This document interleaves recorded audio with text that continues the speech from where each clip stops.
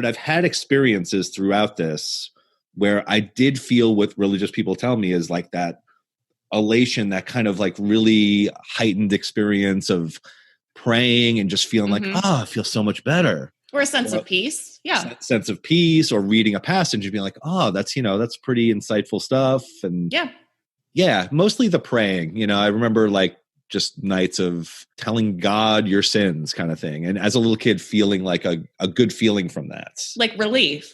Yeah, relief. But what I see is like, so other people that are religious have that same experience, but they take that jump over the Grand Canyon and say, well, that's God. And that's, this feeling is, comes from God. I'm like, well, I just never really put that together. Like I never saw that connection. That's giving a lot of power to outside of yourself.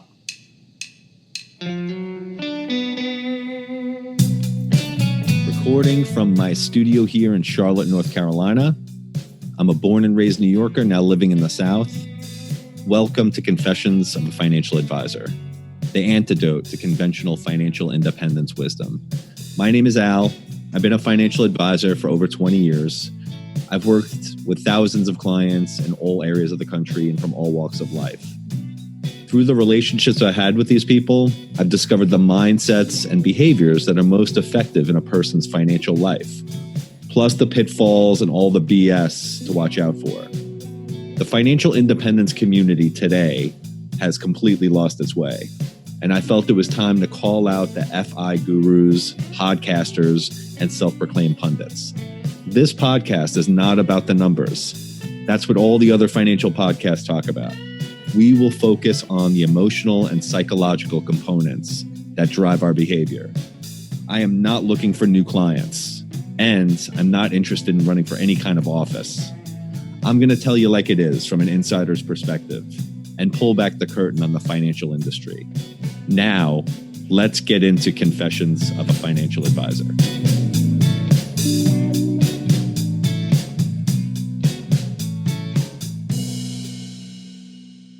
Welcome to Confessions of a Financial Advisor, Episode 5, Religion and Lord of the Rings.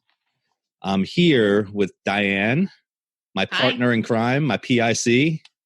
I like that. Yeah, the acronym. Everything's an acronym these days, so. You can't have too many acronyms. You can't. Yeah, it's a busy world. We got to cut to the chase. We can't. Get to the point. That's right. So religion and Lord of the Rings. There is a lot within this one post.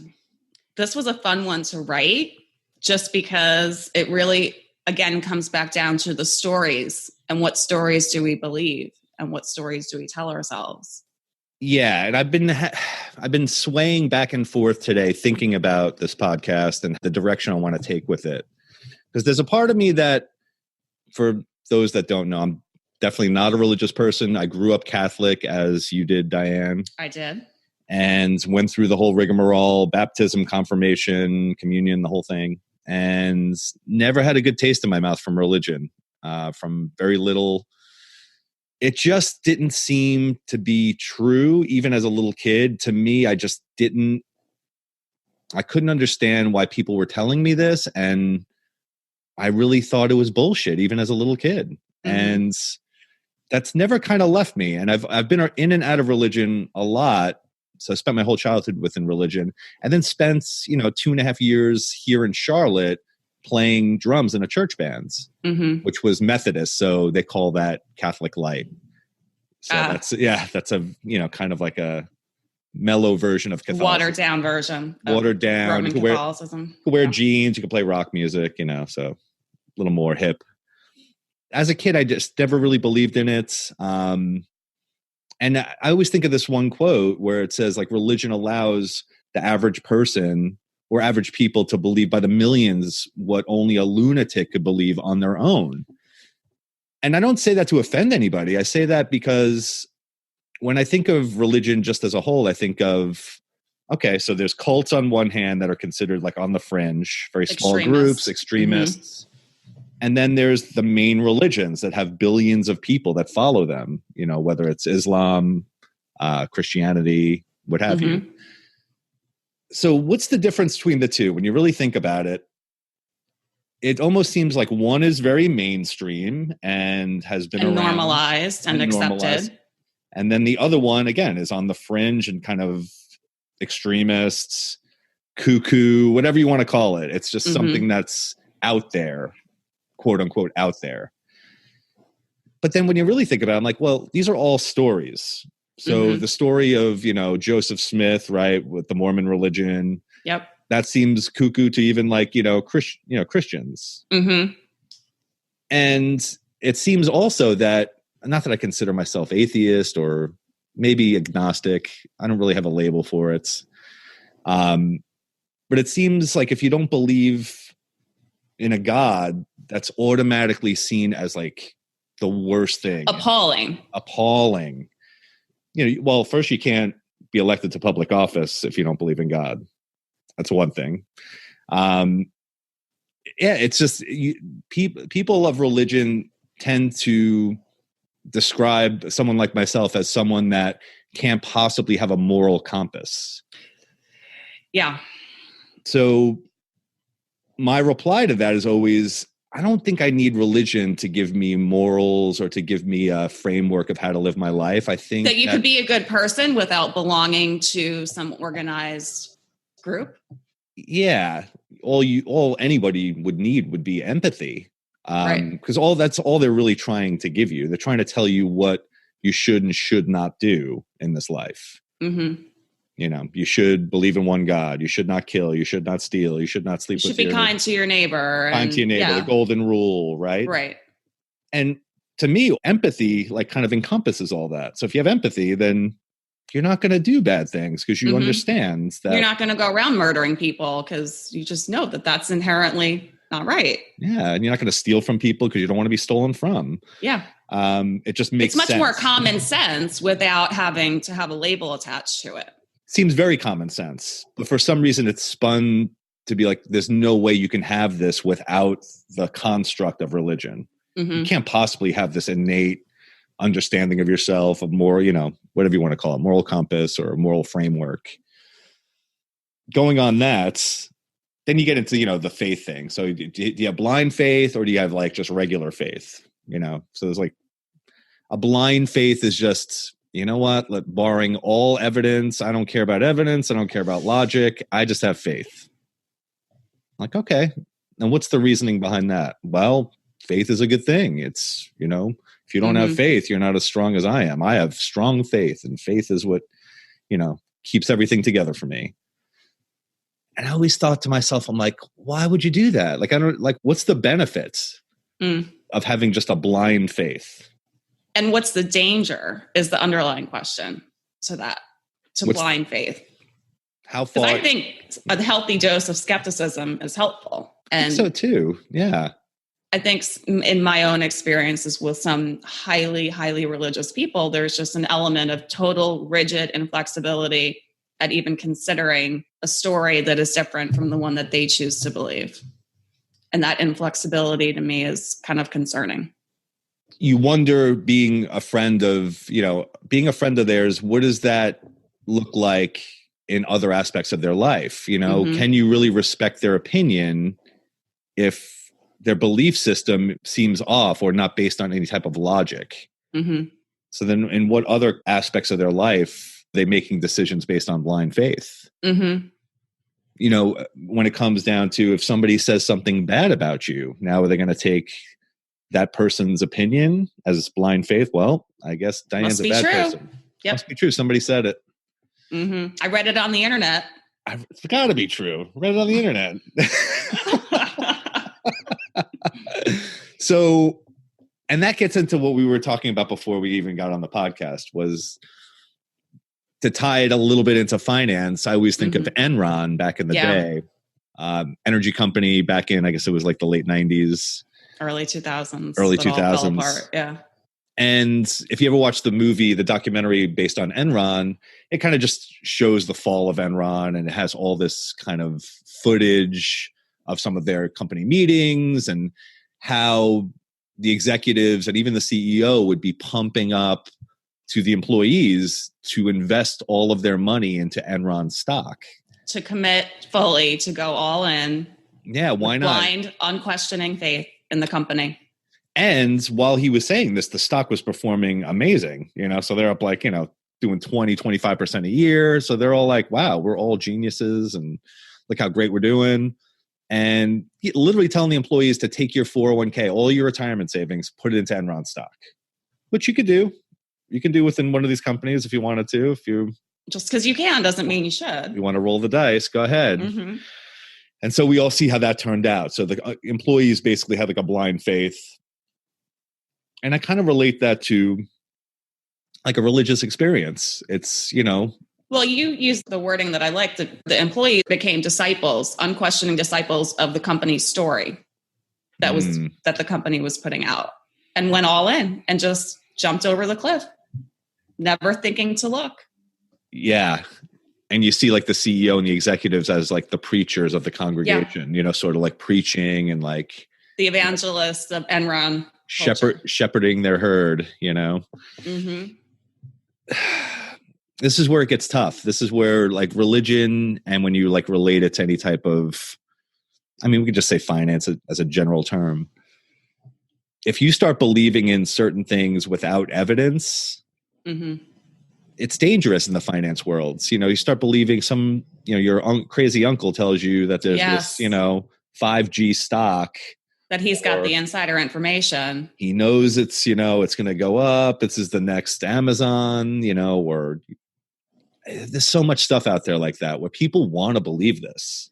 They want to get rich quick. It reminds me of like pyramid schemes too. Like if it sounds too good to be true, it might just be too good to be true. Little multi-level marketing. Yeah. Yeah. Instead of jumping in so blindly, ask some questions first. Yeah, the blind faith. Why do we have this blind faith in certain things? What's the reasoning? The reasoning is it's just a lack of. I wonder if it's a lack of effort just to try to find evidence or to do any research, or you just want to believe this dream. I don't know if I've made up my mind on where blind faith comes from, but I think it's almost like just throwing your hands up in the air and just being like, I'm just going with this. And I don't need any evidence. I don't need anything. I'm just going with it. Hoping for the best. And I think there's an element of perpetuating cycles to some extent. Like when it's just been handed down from generation to generation to generation, until somebody stops to question it, it's just going to keep perpetuating. Well, that's the way we've always done it. Well, that's what our family believes. That's exactly the reasoning my mother gave me when I've had many conversations with her back in the day. And she is Christian, but not like a hardcore Christian. But once we'd have conversations, she'd say, she prays every day. And I'd always jab at her because, of course, that just gave me ammunition. I'm like, well, Mom, I don't believe in any of that stuff. And she's like, what do you mean? What do you mean you don't believe? Like, you have to believe in something. I'm like, well, Mom, tell me why you believe. And her only answer would be like, well, that's just what my parents taught me. I'm like, well, wait, Mom. I'm like, you're an intelligent woman. Let's forget about what your parents taught you. What do you believe? Like now take that out of the context. I don't know, Al. I don't know. It's just what, I grew up with. It's what my parents taught me. It didn't go any further. I'm like, all right, we can't get around that influence of parents growing up. That's just what you were taught. Okay. It's ingrained and just blindly, again, accepted. And you use the word, I think, Christopher, is it Hitchens you were referencing? Christopher Hitchens, yeah. Hitchens. And the phrase that some religion has become in some ways like a celestial dictatorship. Yeah. And like a parent-child or even the master-slave relationship. Like you're supposed to love the person that's beating you. Like how messed up is that? Like, yeah, it's just when it's taken to such a blindly, unquestioned extreme, there's danger in that. Yeah, that you're inherently flawed. You're an inherently flawed person. And if you sin, you're going to be punished for the sin. If you sin and don't repent, you're going to burn in hell. That's it. Don't repent. And this is the story that we're telling children. Like, yeah. Helpful? Yeah, Santa Claus sounds a lot more fun. Doesn't it? Yeah, you're going to repent. Yeah, you get so many mixed signals as a kid because I really didn't think it was true, but at the same time, I was afraid of it. So you have this mixture of feelings because I remember as a kid also like praying and feeling good about it and just being like, all right, I did something wrong. I prayed. I'm like, I feel better. Yeah. So I think the utility of religion is definitely undeniable. I mean, there's definitely utility to praying, to the sense of community even. And we've talked about that. You and I have, if it enhances your life, we're both New Yorkers living in the Bible Belt of the South. If it enhances your life and you feel like you benefit from that belonging and that fellowship, go for it. Just don't judge me if I choose not to participate. I think that's the line. That's the line. Whatever is going on between your ears is your thing. Mm-hmm. Just don't put that out on me. I mean, you can believe whatever you believe. That's fine. I mean, we can all believe whatever we want to believe. It's as soon as you take that next step where, no, you have to believe what I believe because what I believe is true. Mm-hmm. You're just not there yet. It's that element of judgment and condescension, having the moral high ground and I'm better than you and of that bullshit. And what we were talking about before the podcast again was when you see someone that takes the stance of this moral high ground that I'm doing all these great things and you're going to be punished for what you did, but I'm like, you should really try to emulate the way I live. It's the telltale sign that they're hiding something, they're doing something wrong, they're violating some aspect of morality that eventually is going to come to light. But it's so shocking because it's the polar opposite of what they're projecting, right? So they're projecting, I'm perfect, look at me. Oh, maybe I'm not perfect, but like I really live to this high standard and you're just not there yet. I'm like, wow. So whenever I hear the stories of that happening and like the pastor that's been preaching and then he's found like doing crystal meth. He's been sexually molesting kids in the back room. Yeah. Yeah, exactly. So I hear that. I'm like, that doesn't even surprise me anymore. Like, no. I'm not surprised. Nobody's surprised. And so when I see it like in person, so we also talked about, we're both from the North and the difference in the mentality toward religion up North as opposed to being in the Bible Belt here. There is a significant difference. It isn't really talked about a whole lot. Because you had talked about, even in the post we mentioned, like growing up, religion wasn't a conversational topic. It wasn't something we talked about. It just wasn't. There was so much diversity and so many different faiths, and there was almost an acceptance of you do you, and this is what my family does. But you didn't lead with a religious question, whereas in the South, it's very common for Southerners to, one of the first questions out of their mouth when they meet you is, where do you go to church? Which I just always found off-putting. Like, that just feels like a very personal thing to ask, and we just met. Yeah. Up North, there's a consequence that's paid if you were to like just walk around in public with that kind of, if you take somebody, if you take somebody from the South and you just drop them in New York City and then they talk the way they do in the South, but up there, like they're not going to, have too many friends. It's not going to go well. They might take a beating. Yeah. Mm-hmm. It's just the way it is up there. I didn't know any different. You didn't know any different. I just lived, I grew up there. It's just the way it was. I had a lot of friends that were very contemplative and, we'd have a lot of philosophical conversations, but it never ever revolved around, so what do you think about God? And like, what do you think we really came from? It's like, it was almost like this understanding of like, nobody knows that. It's like, nobody's got all the answers. We're all trying to figure it out. Yeah. So there's a quote that I love that you talked about: believe those who seek, doubt those who find.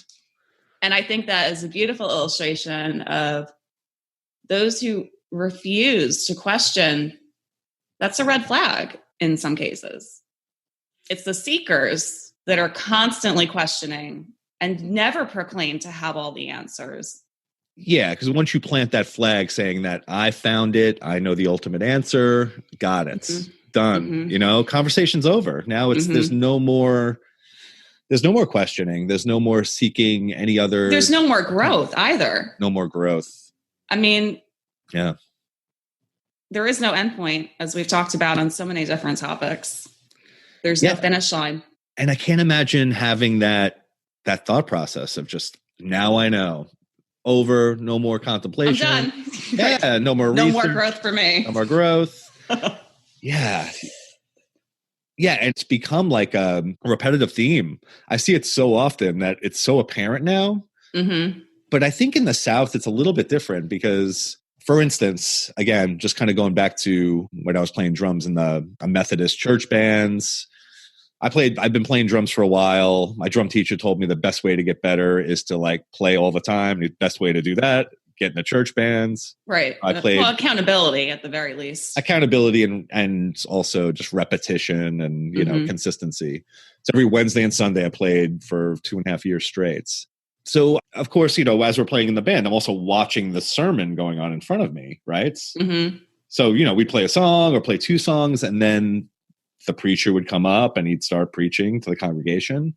And just listening to him, I just remember thinking I don't see it. Like, I don't get it. I felt like so not part of the conversation. I didn't get what was going on, but everybody was listening so intently and like kind of nodding and everything the preacher would say, agreeing. And, then they would sing. And once again, I want to make this very clear. Like, I don't deny the utility of feeling good, being in that place, community, companionship, singing, praying, all that stuff, I think does people a lot of good.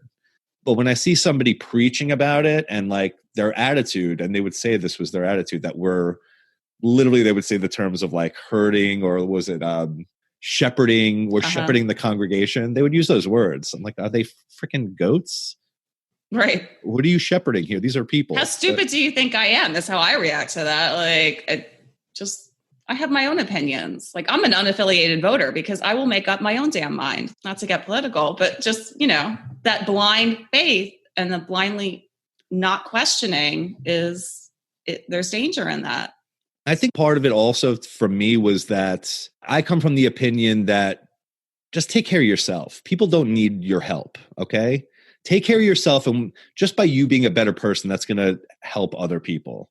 But once you start taking this role that you're the teacher, and I'm going to tell everybody how to do this because I'm the guy that knows what I'm doing, and I got 200 people out there that need my shepherding. It becomes a power trip, doesn't it feel like?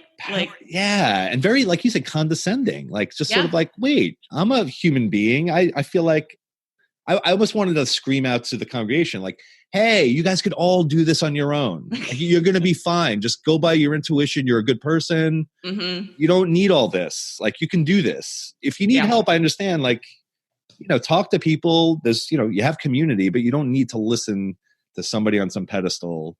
At a certain time, on a certain day, once a week, with Bible study on Wednesday. Like, telling you that they know 100% of exactly what you should be doing. Yeah. And so you bring that all full circle, bring that into like the financial world. You get people telling you, this is the stock you should be invested in. This is how you should do it. Don't question me. I know. I have all the answers. All the answers. That doesn't inspire confidence in me. But it attracts a lot of people somehow. I suppose so. I wonder why people need that. It's like, why do people need, you're looking at somebody, they're saying, this is the only way to go. You're like, yeah, that guy's right. All right, I'm going to follow that guy. Well, and I think we talked a little bit too about whether it's that, where are you seeking and where is your focus? Is it internally? Where's like it's called in psychology, locus of control. Do you believe that you have an internal locus of control, or are you looking externally? Are you looking within yourself for what feels true to you? Or are you looking externally to what someone else is saying? Right. And I think it's possible to have both. I think you can have an internal locus of control and believe and trust in yourself to know what's right for you, while also still having a sense of belonging to an external community. I think the danger lies in when you give up more of that internal knowing in blind, unquestioned faith to something external. And we also kind of made that metaphor of, when you're swimming and you're drowning. Yes, I love that one. Like the drowning, are you trying to grab onto a life raft, or are you grabbing onto a shark fin? Right. If you don't take the time to look below the surface, how do you know what you're holding on to? Just blind faith. Yeah, I'm just going to reach up and grab whatever I grab, Who knows what it is? I think it's a life preserver, but I haven't really thought about it too much. So yeah, it's a dangerous place to be. And I think it's the pinnacle of narcissism. It's this idea that I'm this person that knows God's telling me what I should be doing. God loves me. It's all about, me, and I praise him, but he loves me as his child. I'm like, wow, this is such a strange kind of, it goes a little bit back to the thing we said in the last post about that false humility, where you have this like humility that like, oh, well, it's not about me. It's about, God. This higher power. Uh-huh. But obviously it's all about you, because what you're saying is the relationship between you and God is that you're his child. Oh, okay. You're the one chosen, like you're the chosen one to be the one delivering God's message. Yeah. Oh, that's not ego-based at all. It's playing both sides. It's playing both sides of that coin, Totally. So there's a quote by Anne Lamott that we talked about, and she writes that lighthouses don't go running around looking for boats to save. They just stand there shining. Love that quote. It's a beautiful quote. Love Anne Lamott. Yeah. And she's a very spiritual person, and her writing is not, I wouldn't call it religious, but there's a spirituality to it. But again, she's not railing against anyone that's got a different opinion than her. Yeah. And there's a lot of people out there that are religious that aren't preaching from the rooftops, that just keep it between their ears. And, and if you dig and you ask them a question, they'll tell you what they believe, but it's not. And I love that. I mean, I have plenty of friends that are religious in there, but once it takes it to that next level where all and you need to like tell everybody what they need to believe, that's where the problem lies. It's not the people that use it for their utility or that maybe really do believe it, but just don't also know that, there's so many different ways of living your life and there's so many different belief systems. Yours maybe isn't the only way that's right. That's where religion for me, I kind of struggle with it because there's so many different religions, and to each one of these religions, basically they're atheists barring one religion, right? So they're considered an atheists when it comes to all other religions. But I'm saying that, well, if you want to label me as that, I'm just adding one more religion to that. So you have thousands of religions, past religions, everything out there that you're considered an atheist to.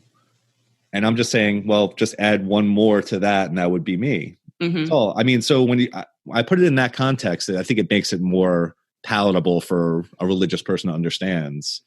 That's not about your religion. It's about all religion. There's not one way of thinking about anything, or that there's not one belief system that's the end all be all truth of the universe. Nobody knows that. We don't know that. And they're all just, each religion has their own stories that are meaningful to them. And it's like, well, those mean something to you and your faith, whatever that looks like. Cool. Yeah. And bringing it back to the Lord of the Rings analogy, like if you were to meet somebody in a place like New York who was preaching about their faith is, their religion is the Lord of the Rings and Gandalf is their God, like, okay, as long as you're not hurting anybody else, like if that's what the story you choose to tell yourself, that's cool. You think they're a little crazy, right? You probably maybe not want to spend so much time one-on-one with them, but yeah. It's funny that we've talked all this time. I never even tied Lord of the Rings into this. Yeah. So the Lord of the Rings comment was from somebody that I listened to, and he was comparing heaven to Middle Earth. So basically it was just like a reference point to say that, the religion of Christianity, it's just comparing it to like, obviously a fictional tale. Yeah. Which again, makes so much sense to me. I say none of this to try to insult anybody. I really don't. There's not an ounce of condemnation in this conversation. It's just. But I guess I have a deep rooted, again, maybe it's some of that Catholic guilt of just thinking, what, even talking about this stuff is there's a little bit uncomfortable. Strong residue to that Catholic guilt in so many aspects of life. Yeah, because you're talking. It's been almost 30 years and it still comes up for me. Like, okay. Yeah, it comes up. I mean, it's coming up for me. It comes up a little bit in this conversation because I'm trying to pick my words, very carefully.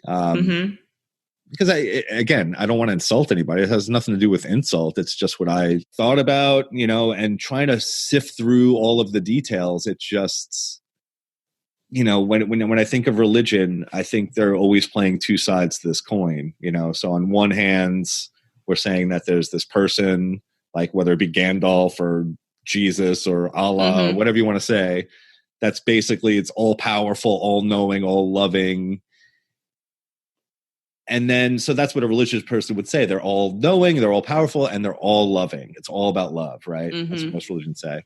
And then when you ask them, what about all the atrocities in the world? And what about, like you said, like the priest pedophiles and right, children suffering and tortured. And then they're like, and people dying of hunger and And so then their absurdity of life. The comment to that, the response I usually get is like, well, God's mysterious.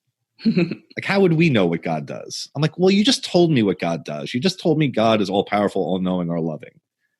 But when it comes to the things that are not right in the world, or things that went wrong, and the unpleasant experiences of life, then it's like, well, what do we know? God's mysterious. We would never know God's will.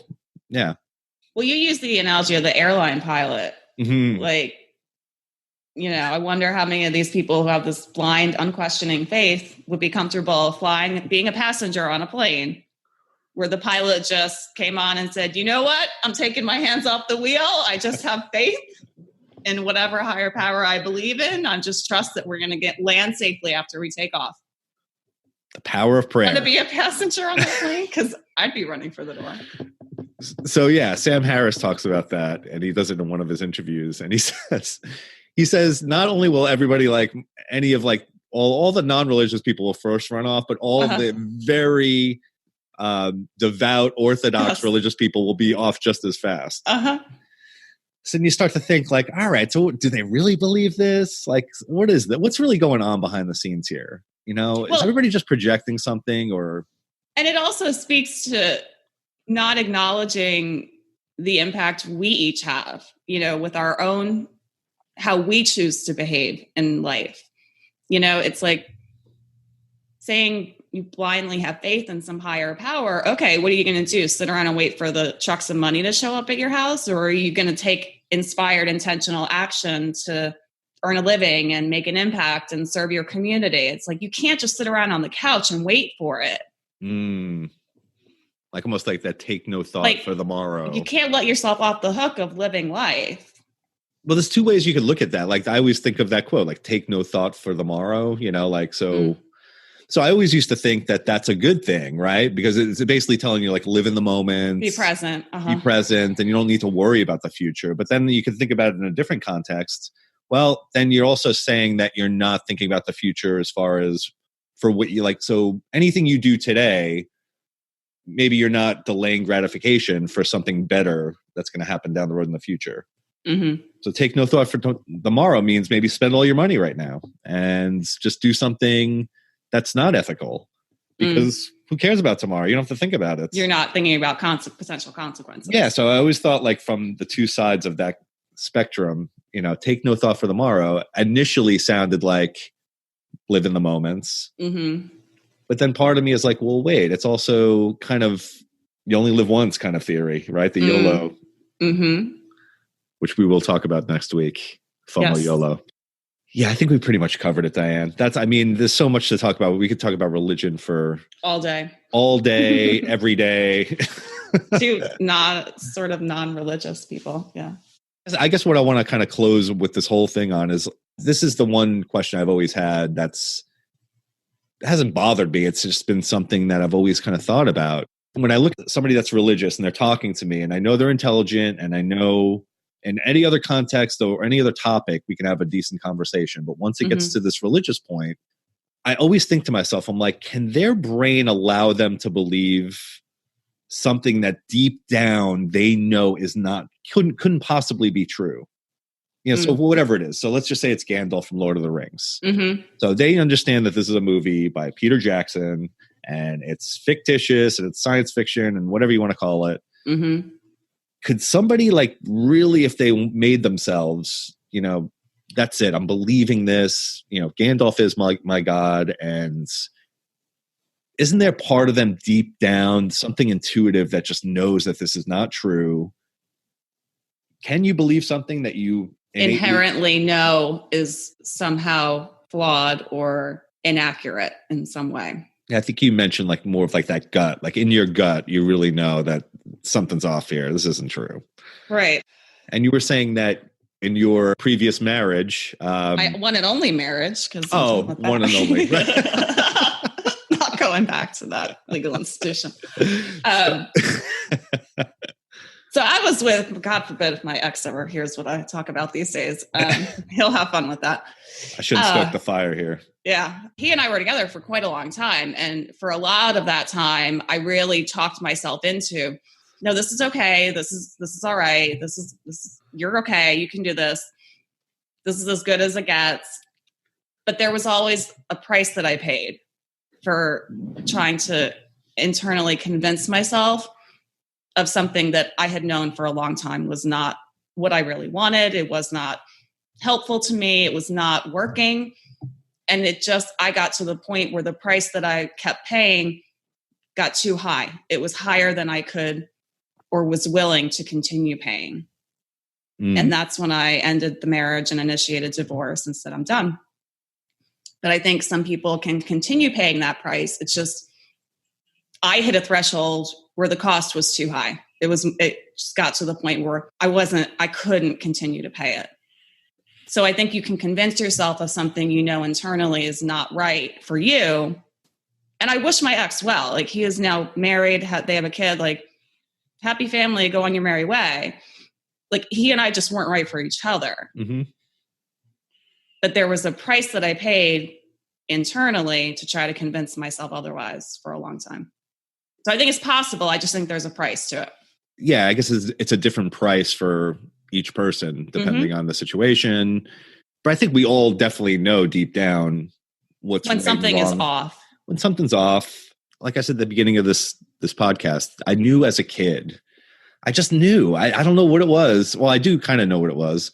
You know, being in a Catholic church with nuns and very like traditional, and they're literally just reading out of the Bible, which I don't understand. And it just didn't make any sense to me. And, but I've had experiences throughout this where I did feel what religious people tell me is like that elation, that kind of like really heightened experience of praying and just feeling like, I feel so much better. Or a sense of peace. Yeah. Sense of peace, or reading a passage and being like, that's pretty insightful stuff. And yeah, mostly the praying. I remember like just nights of telling God your sins kind of thing. And as a little kid feeling like a good feeling from that. Like relief.